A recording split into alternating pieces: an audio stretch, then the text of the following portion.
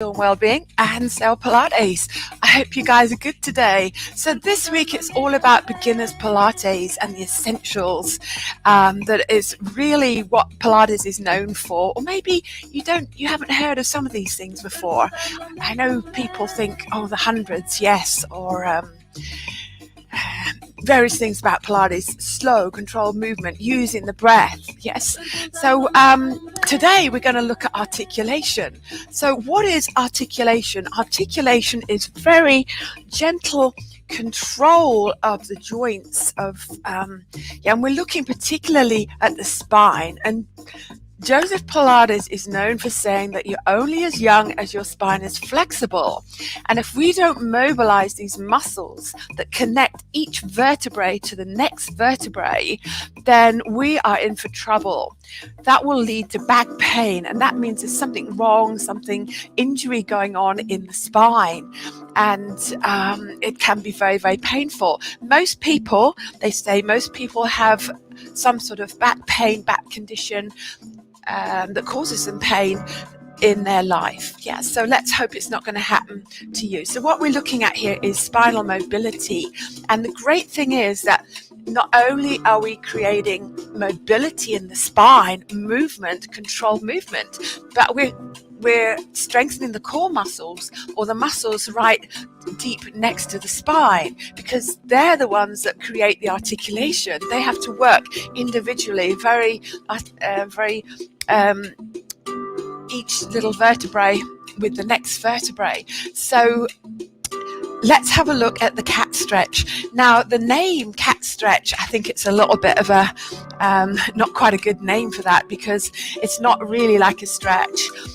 There is the cat-cow, it's similar to that in yoga, but let's have a look what that looks like, and how a lot of people do the cat stretch as well, which is a stretch, but it's not the way that we do it in my school of Pilates, where I was brought up in learning Pilates, and I first got qualified about 1999, 2000, but I've really been doing Pilates seriously full time for the last 10 years.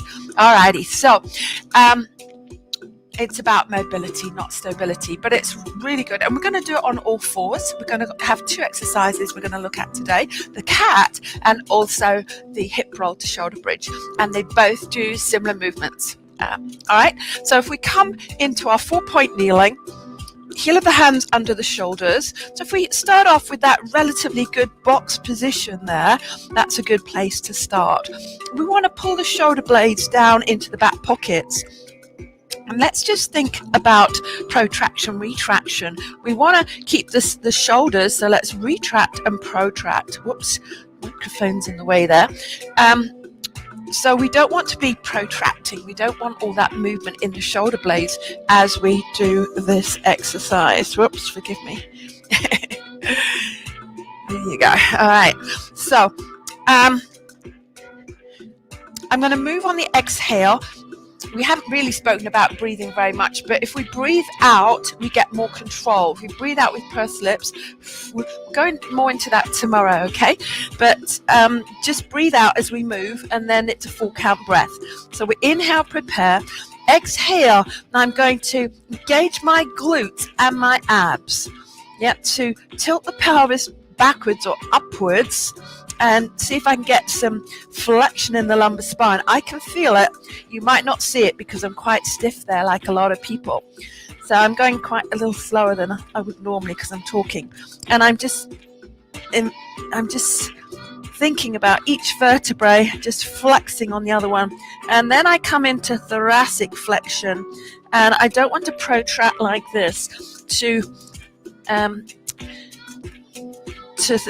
get the spine into poor posture alignment. Then I'll inhale here, focusing on lumbar flexion, and I exhale coming out, lower back, middle back, upper back, and I stay here for a breath, or maybe more. I pull the shoulders back, I push the breastbone forward, and I'm really working of either lengthening out the thoracic or getting some extension.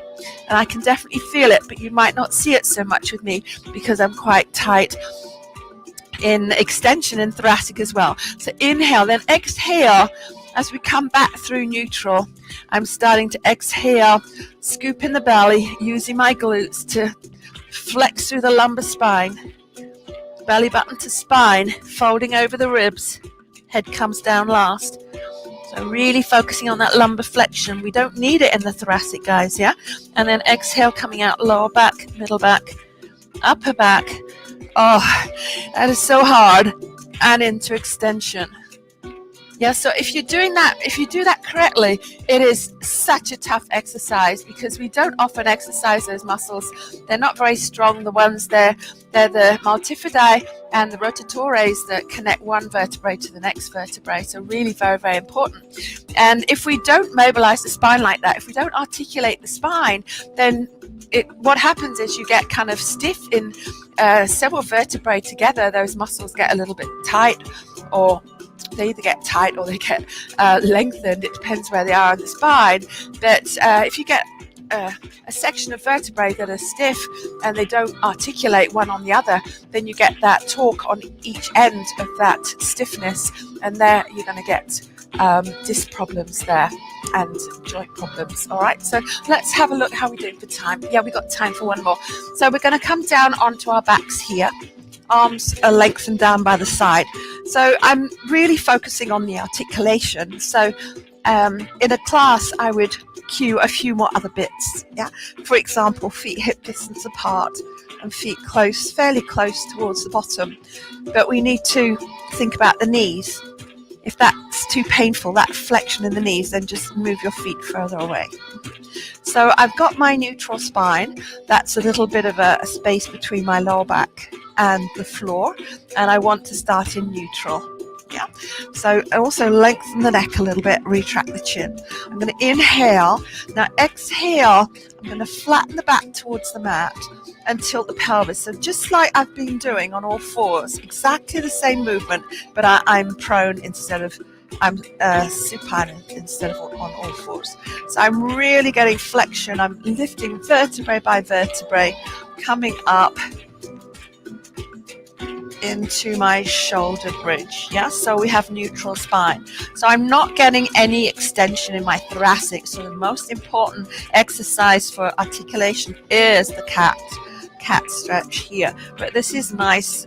This is probably more beneficial for the lumbar spine. So I'm going to inhale, exhale.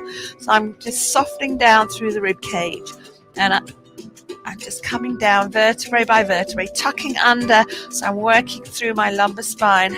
1, 2, 3, 4 and 5 are coming down together, a little stiff there, and rocking back to neutral. Okay, so I tend to do both of these exercises in every class. Sometimes I just do the cat stretch, or just I'll always do the cat stretch because of the extension that we need. Yeah. So if you're going to Pilates classes, I hope that your teacher is teaching you those in every class, because we need it so much. And as I said, Joseph Pilates says we're only as young as our spine is flexible. All right, so I will be teaching you that in more detail in my 7-day course next week. I'll be posting the details tomorrow, so watch out for those. And places are limited, so do sign up. Do 7 days, and it's on record, so you don't have to think, oh, I'm working, I can't be there. So for 7 days you've got access to the material, or you can actually get access to the material all at one time if you're going away on holiday and you don't want to take your computer with you. Well, you can't download it, but you could always go to a cafe or something. Yeah. Okay, so thank you for joining me today, and I will see you tomorrow. And I think we'll talk about breathing. There's so many things that we could talk about, but you guys have a good day, and I will see you at 9:30 tomorrow.